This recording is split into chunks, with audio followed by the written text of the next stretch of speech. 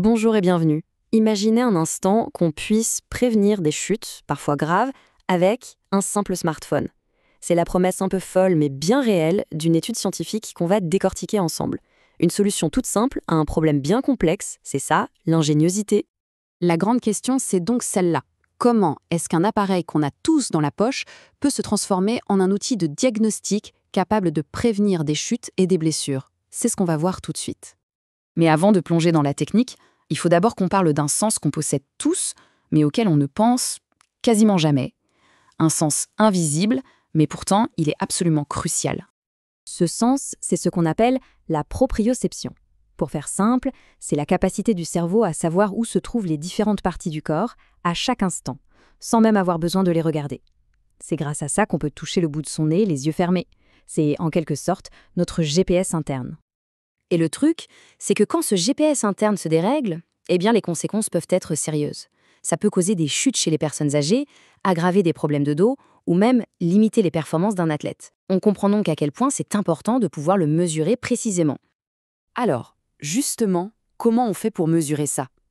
C'est là que ça se complique pour les médecins et les kinés.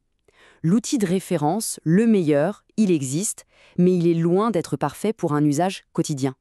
Voilà la bête. La plateforme de Force, c'est le gold standard, la référence absolue. Elle est d'une précision incroyable, elle peut mesurer les plus petites oscillations du corps.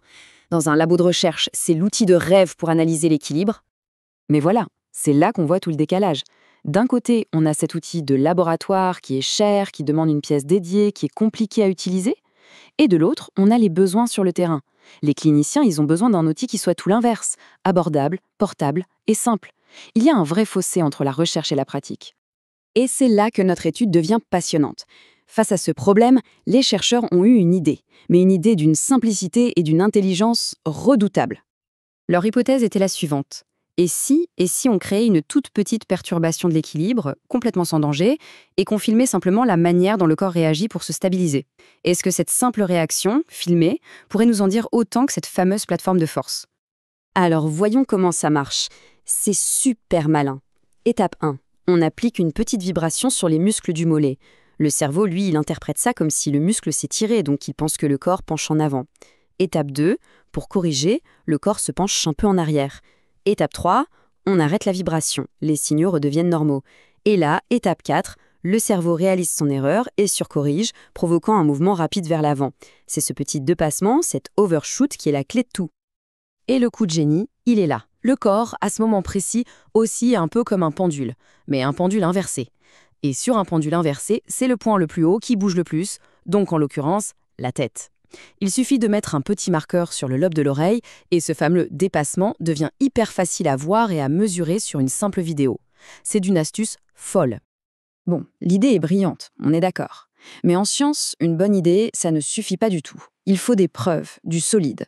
Alors, comment est-ce que cette méthode a été mise à l'épreuve? Pour valider un nouvel outil comme celui-ci, il y a toujours deux questions fondamentales à se poser. La première, c'est la validité. En gros, est-ce que ça mesure bien ce que ça prétend mesurer? Est-ce que c'est juste? Et la deuxième question, c'est la fiabilité. C'est-à-dire, si on refait le test plusieurs fois, est-ce qu'on obtient toujours le même résultat? La constance, c'est essentiel. Et alors, le verdict? Eh bien, les résultats sont sans appel. Pour la validité, oui, un grand oui. La corrélation avec la plateforme de Force est très très forte.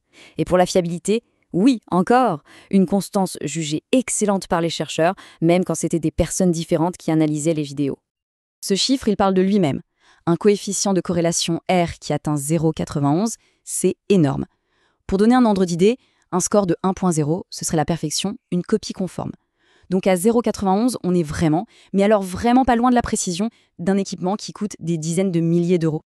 D'accord, les chiffres sont bons, mais alors concrètement, sur le terrain, qu'est-ce que ça change? Quel est l'impact réel de cette recherche? Eh bien, les avantages sautent aux yeux. On a maintenant une méthode qui est peu coûteuse, une tablette ou un téléphone suffit. Elle est accessible, on peut la faire dans n'importe quel cabinet, pas besoin de labo. Elle est simple à mettre en place avec des logiciels gratuits. Et, on l'a vu, elle est fiable. Elle coche absolument toutes les cases du besoin des cliniciens. Les applications potentielles sont immenses. On peut imaginer des kinés qui suivent l'évolution d'une rééducation au jour le jour, des médecins qui identifient les personnes âgées les plus à risque de chute pour mettre en place de la prévention, ou encore des préparateurs physiques qui évaluent très précisément si un athlète est vraiment prêt à retourner sur le terrain après une blessure. Et tout ça, ça nous amène à une question un peu plus large pour finir. Cette étude, c'est l'exemple parfait d'une technologie qu'on utilise tous les jours et qui, avec une idée brillante, vient rivaliser avec un équipement de pointe. Alors la vraie question, c'est combien d'autres outils médicaux complexes et coûteux attendent juste d'être réinventés de cette manière? Ça laisse songeur. Merci et à très bientôt.